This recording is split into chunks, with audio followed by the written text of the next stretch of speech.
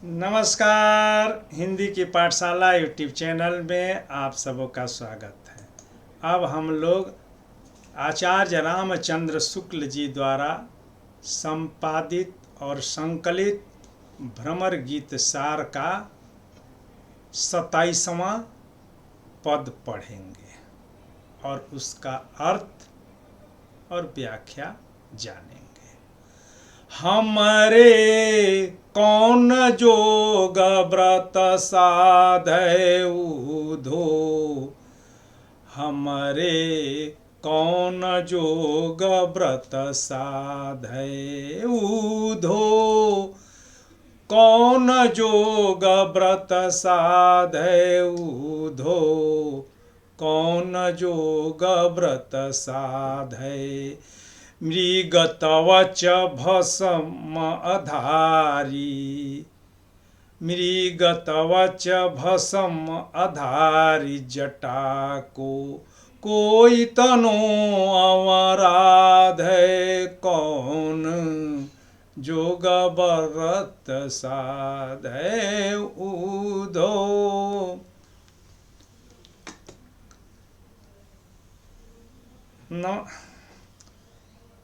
नमस्कार। हिंदी की पाठशाला यूट्यूब चैनल में आप सबों का स्वागत है। अब हम लोग आचार्य रामचंद्र शुक्ल जी द्वारा संपादित और संकलित भ्रमर गीत सार का 27वां पद पढ़ेंगे, उसका अर्थ और उसकी व्याख्या जानेंगे।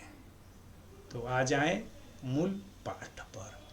हमरे कौन जोग व्रत साधै उधो, कौन जोग व्रत साधै। मृगतवच भस्म अधारी, मृगतवच भस्म अधारी जटा को कोई तनो अवराध है उधो, कोई तनो अवराध है। जाकि कहूँ थाह नहीं पाए, जाकि कहूँ थाह नहीं पाए। अगम अपार अगाध है उधो, अगम अपार अगाध है। गिरिधर लाल छबीले मुख पर, गिरिधर लाल छबीले मुख पर। इते बांध को बांधे उधो, इते बांध को बांधे। आसन पवन विभूति मृग छाला, आसन पवन विभूति मृग छाला। ध्यान को अवराध है उधो, कौन जोग व्रत साधै। सूरदास मानिक परिहरि कै, सूरदास मानिक परिहरि कै।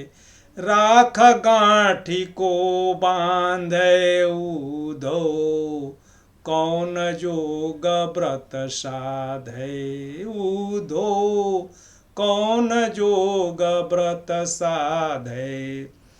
प्रसंग इसका है कि उद्धव श्री कृष्ण का संदेश लेकर के ब्रज में आए हैं और वे गोपियों से कहते हैं कि विषय वासना को त्याग करके तुम सब निर्गुण ब्रह्म की उपासना करो। इस पर गोपियाँ उद्धव को खरी खोटी सुनाती हैं और इस पद में गोपियाँ योग साधना की कठिनाइयों का वर्णन करती हैं और योग को नीरस ही नहीं कठिन है ऐसा बताती हैं। और वो कहती हैं कि जो काम आराम से हो सकता है, आसानी से हो सकता है, उसके लिए कठिन श्रम साधना करना बेवकूफ़ी है, मूर्खता है, व्यर्थ है। जब हमारे परम प्रियतम श्री कृष्ण इतनी आसानी से उपलब्ध हो जाते हैं, तब हम उस जो है निर्गुण ब्रह्म के लिए इतना और ऐसा कठिन तप और साधना क्यों करें। इसी आशय को लेकर के गोपियाँ उद्धव पर व्यंग करती हैं और वो गोपियाँ कहती है कि हे उद्धव, हमारे हमारे यहाँ, मेरे यहाँ यानी कि ब्रज में कौन जोग व्रत साधे। ये जोग और साधना की जो है बात कौन करे, जोग व्रत साधे यानी कि सिद्ध करने का जो है प्रयास करे। मृग त्वच यानी कि मृग की त्वचा यानी कि मृग की छाल कौन पहने, भस्म यानी कि धूनी लगा करके उसकी राख, भस्म आधारी जटा को, आधारी यानी कि एक आधार जो लकड़ी का होता है जिस पर संत मुनि तप करते समय उस पर हाथ रख करके कर में लिया हुआ माला फेरते हैं, उसी को आधारी कहते हैं। आधारी जटा को इतनो अवराध है, को इतनो अवराध है को पाने के लिए इतनी तपस्या कौन करे। अवराध है जाकी कहू था नहीं पाए, जिसके बारे में मुनि जन कहते हैं कि उस परम ब्रह्म की निर्गुण की था नहीं पाए, कोई था नहीं पा सकता है, क्योंकि वह निर्गुण अगम यानी कि जहाँ जाया नहीं जा सकता है, और अपार जिसका कोई आर पार नहीं है, जिसको पार नहीं पाया जा सकता है, और कैसा है वह अगाध है। तो जाकी कहूँ थाह नहीं पाए हैं, जिसकी हम जो है थाह नहीं पा सकते हैं, जो अगम है, अगोचर है, अपार है, अगाध है, उसकी आराधना हम क्यों करें। हम गिरिधर लाल छबीले मुख पर, हम तो जो है गिरिधर यानी कि गिरि को धारण करने वाले लाल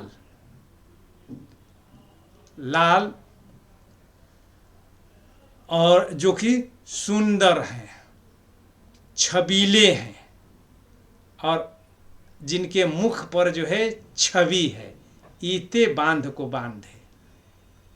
तो इतने के बाद भी हम जो है ये सब जो है आडंबर क्यों अपनाएं, क्यों हम जो है आसन यानी कि योग आसन, योग के जो है साष्टांग योग है जिसमें आसन प्राणायाम, और पवन यानी कि प्राणायाम, विभूति यानी कि भभूत राख, मृगछाला, ध्यान अनिको अवराध है। ध्यान हम क्यों करें, उनकी आराधना, उस निर्गुण की आराधना हम क्यों करें। ये उद्धव यह बताओ। सूरदास जी कहते हैं कि गोपियाँ उद्धव से कहती है कि हे उद्धव यह बताओ कि मानिक परिहरी, मानिक यानी कि जो है मणियों की जो है माला को परिहरी यानी कि जो है त्याग करके कै राख गांठ को बांधे। हम राख की जो है राख को क्यों लपेटें और अपने जो है जूड़े को हम जो है जटा बना करके उसकी गांठ कैसे और क्यों बांधे। तो इसका जो है केंद्रीय भाव यही निकलेगा कि गोपियाँ उद्धव के योग मार्ग की जो है व्यर्थता बताते हुए वो कहती हैं कि तुम्हारा ब्रह्म तो जो है अगम, अगोचर, अपार और अथाह है, और उसकी साधना कठिन है। उसको प्राप्त करने के लिए प्रयत्न क्यों करें, और जबकि हमारे श्री कृष्ण सहज में उपलब्ध हैं, और उनको पाने के लिए हमें किसी विशेष साधना की ज़रूरत भी नहीं है। तब हे उद्धव तुम ऐसा उपदेश क्यों दे रहे हो, और हम भी वैसी कोई मूर्ख नहीं हैं जो मणिमाला का त्याग करके, पीछे के अध्याय पद में हम लोग पढ़े कि करमाला जब वो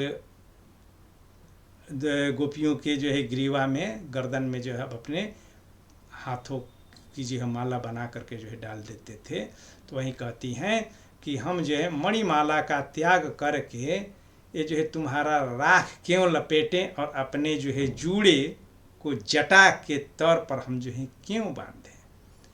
अब इसमें विशेष है कि इसमें योग मार्ग की कठिनाइयों का वर्णन है, और सगुण, ये सगुण होगा, सगुण भक्ति को सरल दिखा करके गोपियों के माध्यम से सूरदास जी ज्ञान और योग की अपेक्षा भक्ति की श्रेष्ठता को प्रतिपादित करने का प्रयास किया है इसमें।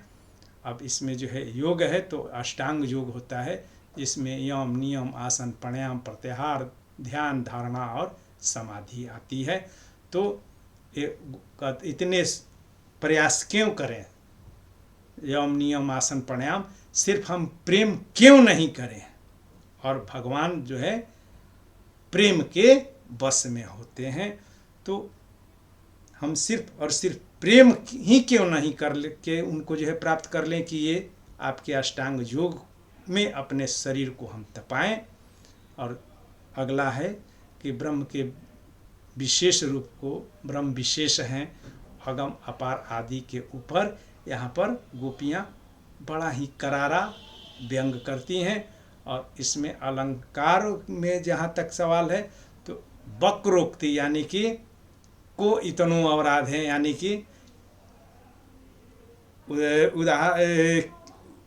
उपासना हम कृष्ण को छोड़ करके तुम्हारे निर्गुण की क्यों करें, इसको जो है उदाहरण के द्वारा और बड़े ही जो है वक्र ढंग से व्यंग उड़ाते हुए कह रहे हैं। इसलिए इसमें व्यंग वक्रोक्ति अलंकार है, और इसमें ब्रज भाषा का माधुर्य, ठेठ ब्रज भाषा का जो है माधुर्य टपकता है, भाषा में प्रवाह है, और भाषा लालित्यपूर्ण है, संगीत तत्वों से युक्त है, और यह काफी राग में गाया जाता है।